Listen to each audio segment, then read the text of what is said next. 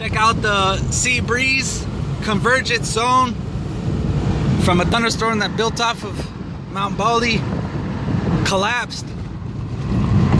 Winds were blowing out of the northeast near Redlands and Rialto. I just came from there, and now we got the sea breeze colliding right with it, and I just seen a very huge dust devil right here. That's why I came over here to new construction zone on Inland Empire.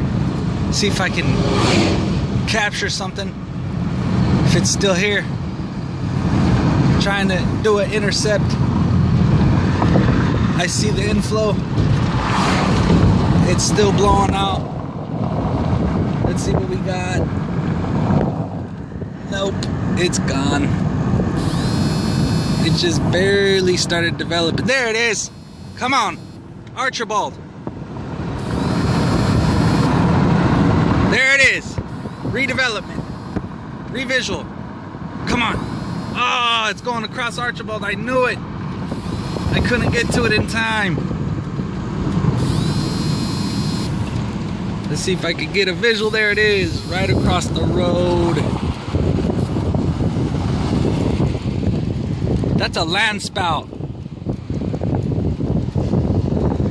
I know where it's going, and I'm going to follow it.